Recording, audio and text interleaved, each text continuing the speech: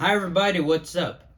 Robocop remake that it came out in 2014 just turned 10 years this week, and guys, some movies deserve a chance. Robocop remake 2014, directed by José Padilha. Well, guys, as you know, I've already said it many times, the first Robocop, 1987, directed by Paul Verhoeven, is my favorite movie of all time. And I love the second movie equally. I skipped the review of the third one because the third one is a bad movie. I wanted to start my movie reviews in my channel with movies that I enjoy very much. Um, so Robocop 3, I will review for the bad ones, the better bad movie reviews. But Robocop remake, let me say that already, is a very underrated movie. Is it perfect? Hell no.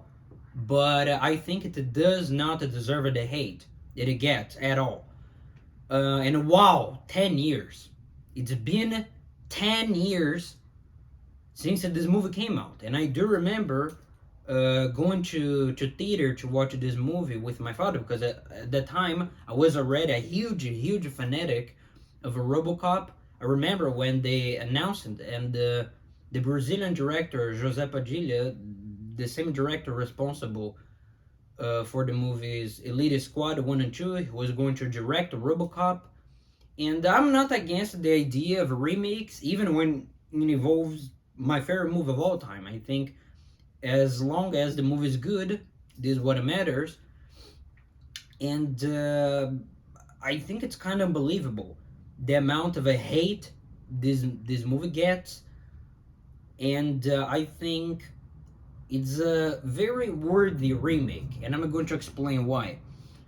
Many people say the remake destroyed Robocop forever, that only the first movie is good, which I think it's kind of bullshit to say that because I love the second movie. You can have some fun with the horrible aspects of Robocop 3, but the remake is generally a good movie. Filmmaking wise, it's pretty decent, and I think in terms of story, it's a quite interesting movie compared to the original. And this review is also almost a kind of a versus comparison between the remake and the original, because I really love the contrast between both movies. And remember, the first movie is my favorite movie, so if I'm going to want a movie that is similar to the first movie, I'm going to watch the first movie.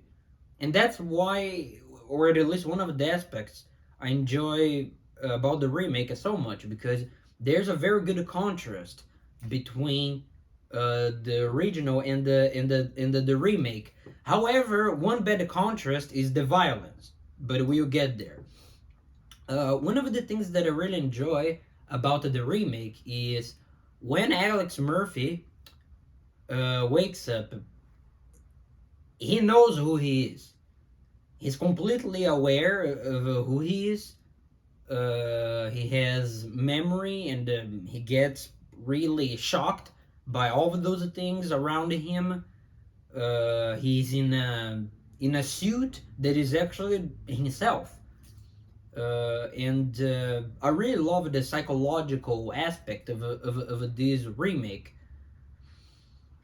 and how the movie focuses on the drama, even though sometimes it goes way too far. Because okay, I wish now the movie could have a little bit more of action, and the movie is just focusing on that drama. But I like that because it's something that we can't think in the original Robocop movies.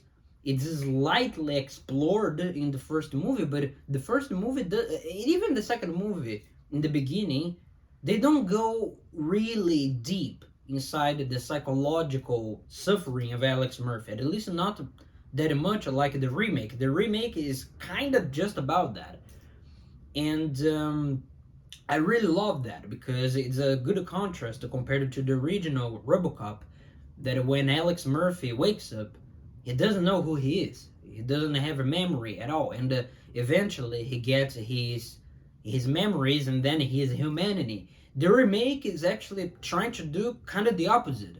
He starts a human, he has his memories, he knows who he is, but all of the human emotions and fear, compassion, etc., they interfere with the system. And the main goal of OCP is to make just a person, a man inside a machine, but it has to be a machine. And I really like that sort of idea of the movie, and eventually in a little segment of the movie, his dopamine is totally reduced and he's almost like a zombie.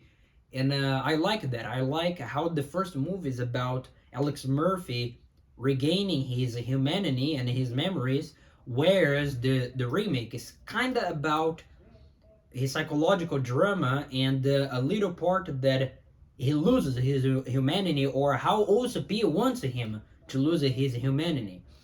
And Michael Keaton is the CEO of of this company OCP, and I think the remake still does have the social satire, corporate satire, not as strong as the first two movies. I'll say that, but you can see that you think of a corporate greed over there. I think the action sequences are pretty good. Maybe a little bit of a too much of a shaky cam sometimes, but I think the action sequences are very well directed. The visual effects are pretty good, and let's talk about my first problem with this movie. That it might be the biggest problem with this movie, the lack of violence. This movie was released PG-13. This movie should have been rated R. You cannot make a Robocop PG-13 movie and expect it's going to be successful.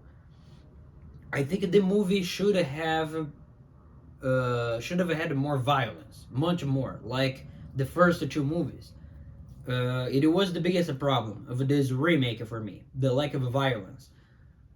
Another thing that I don't like about this movie is the villains. Who is the main villain in this movie? Maybe OCP as a company itself, but even the third movie that is horrible. At least that movie does have a villain, and that's what I felt this movie lacked. Aside of the violence, there was nobody to play chess with Robocop.